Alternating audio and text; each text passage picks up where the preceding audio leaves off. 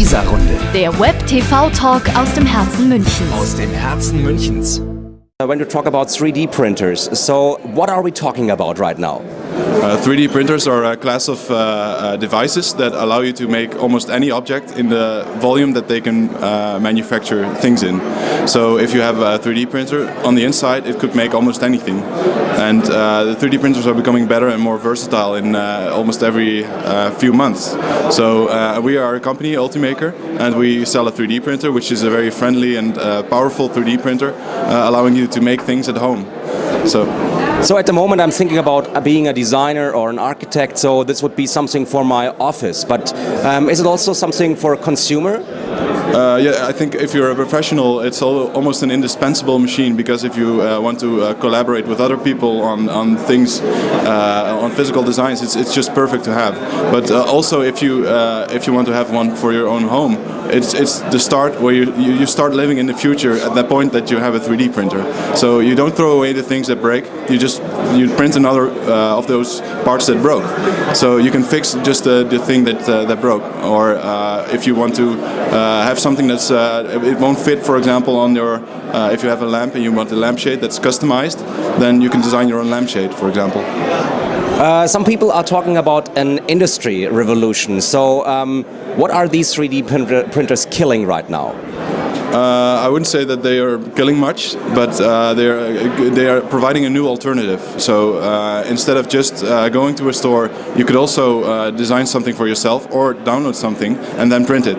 So you don't have to be a designer. You can design or print designed content already. So it's becoming so easy, and the technology is becoming more powerful that it will at some point become the preferred production technology for a lot of things.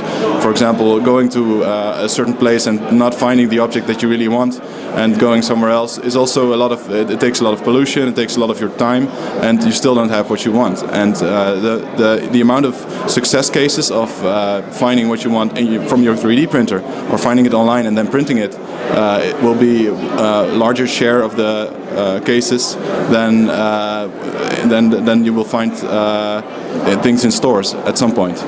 Could this kick out Lego from the brick industry? It could hurt them to some extent, but also it could help them, because if people design new Lego bricks, for example, they can start manufacturing them at a larger scale and still provide something valuable to their customers. So they could crowdsource good ideas that way.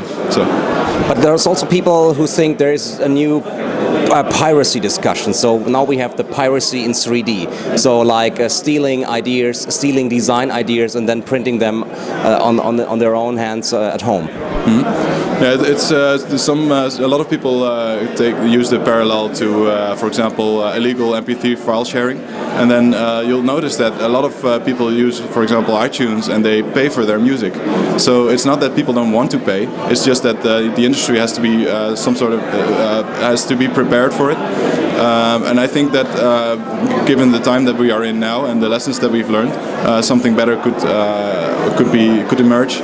So 3D content would not necessarily mean that you just have to steal everything, but you could also, for example, reward the designer.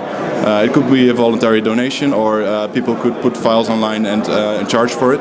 So it doesn't mean that there is no role for professional designers anymore. No. Thank you. Okay, you're welcome.